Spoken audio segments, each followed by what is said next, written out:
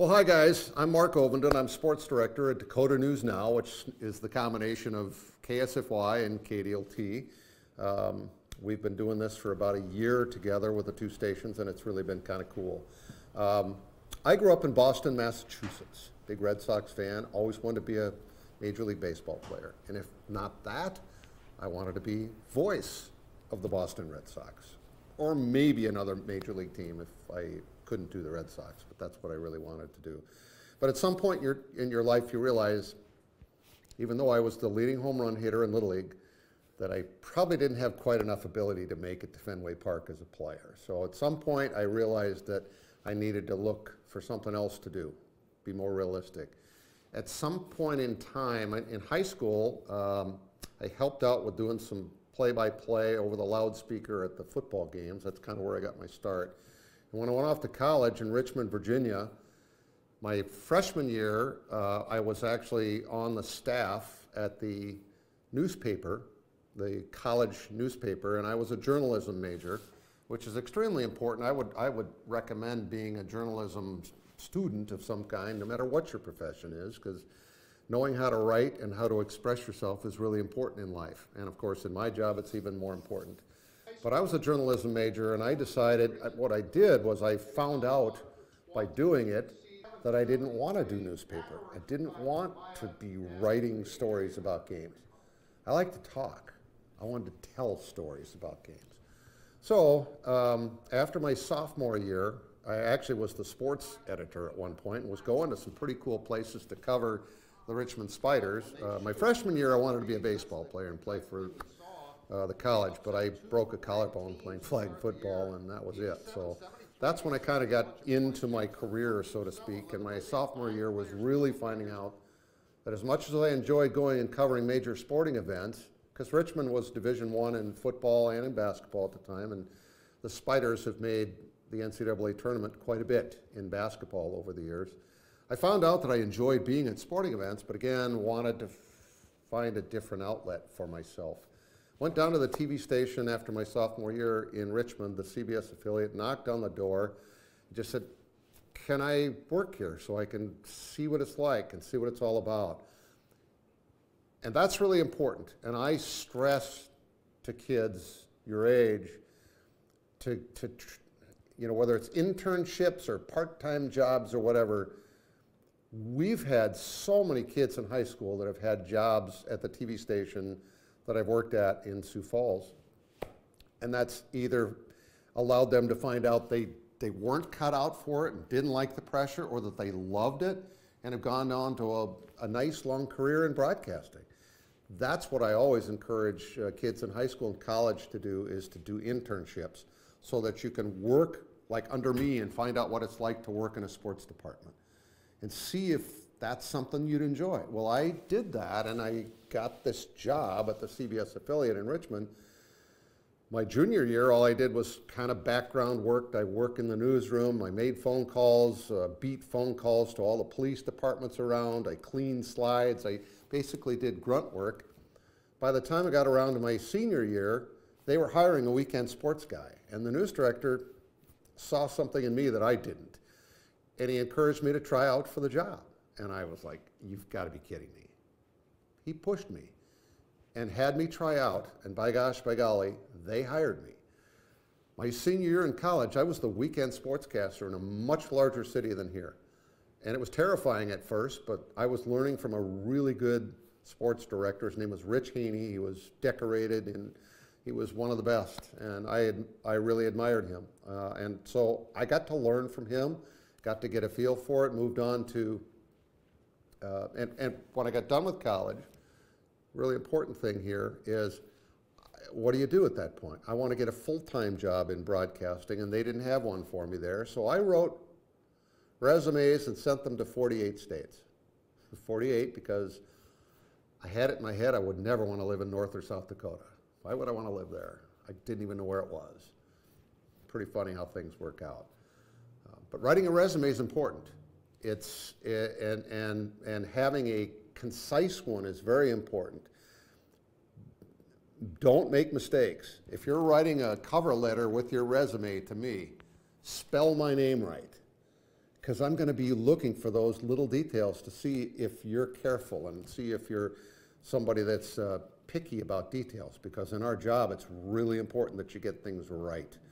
And I've got a last name that's easily spelled wrong, so I've always been very sensitive to others' names and getting them right and spelling them right and pronouncing them right when I'm doing highlights, whether it's high school or college. Just in the show tonight, I called the coach from Winter to make sure I was saying one of his girls' names right. Because if I say it wrong, everybody in that town's going to know I don't know. Plus, I'm going to hurt her feelings because her name was said wrong. And here's a chance for her to be on TV. So those are really important. Paying attention to detail is extremely important in the work that I do on a regular basis, day to day. I come in every day and I start going through ideas for what I want in my show, although pretty much the night before, I have my show figured out what I want to do the next day. So then the next day it's coming in and just taking those ideas and putting them into the script and organizing the show, and it's like a jigsaw puzzle every single day.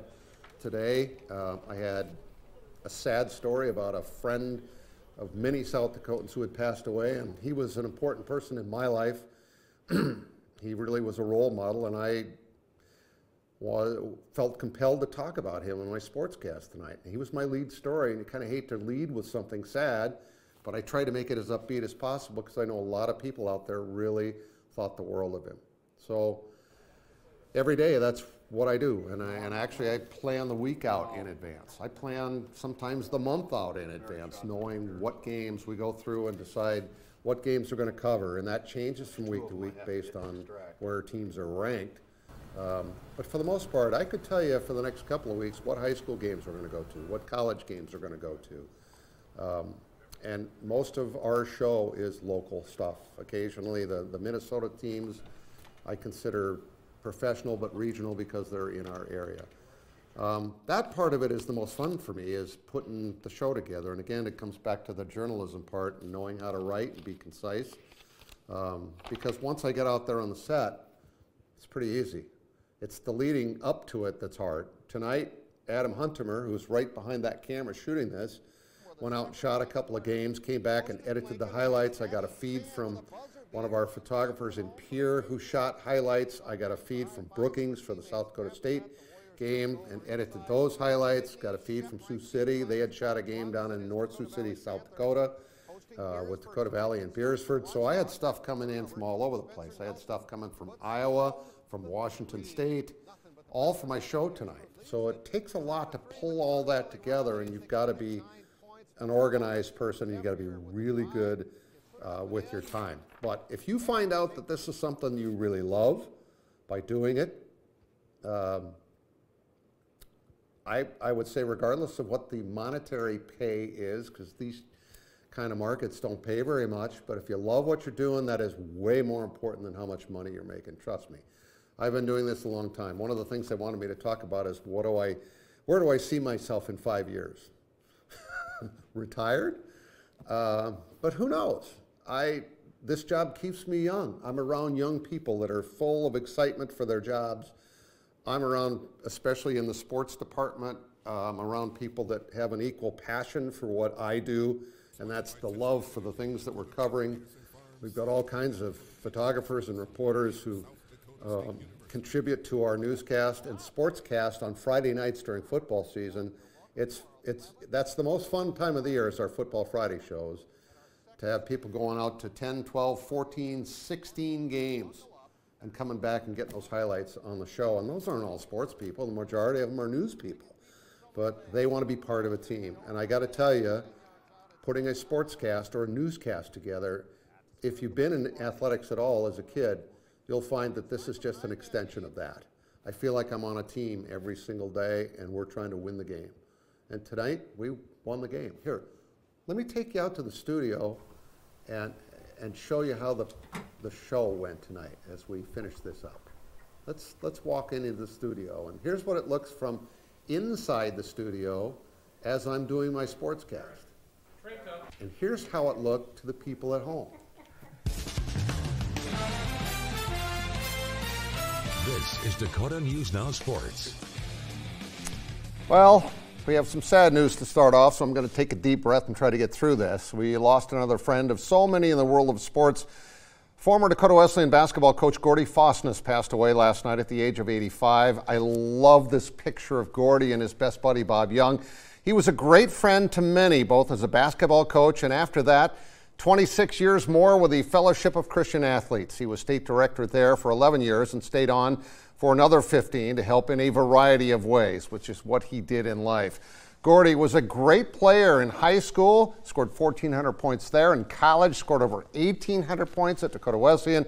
After being drafted by the Lakers, the Minneapolis Lakers, he ended up coaching in high school for two schools, Cavor and Gregory, and then took the reins at his alma mater for 22 seasons at Dakota Wesleyan, where they were simply dominant. He won 350 games, 10 SDIC titles, and the SDIC was really something in those days.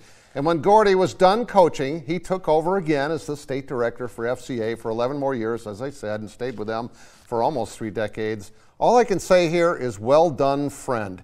A terrific life of serving others. We lost a good friend, but all of us very blessed to have Gordy Faustness as part of our lives. So, in conclusion, I've had people working for me in this job who were doing it because they thought it was glamorous. They weren't necessarily the hardest workers in the world. They weren't huge sports fans. I have made sure from a long time ago that doesn't happen again. Because if you want to be good at something, you need to be passionate about it.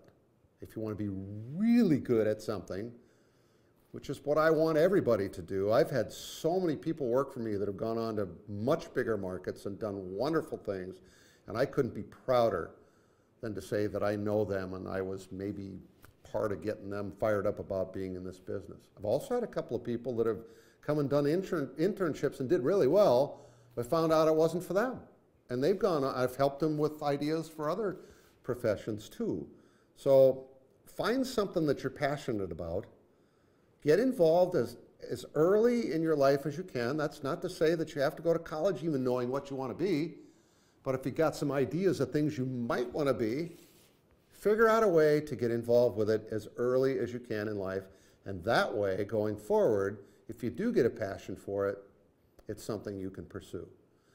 I love junior achievement. Wish I had time to be in the class, but I still am involved in a very regular basis every summer when I play 100 holes of golf in one day to raise money for junior achievement. And that's just a blast because I'm a golf nut. So I hope you've enjoyed this. If you got any questions, you can feel free to call me at Dakota News Now. Good luck, everybody.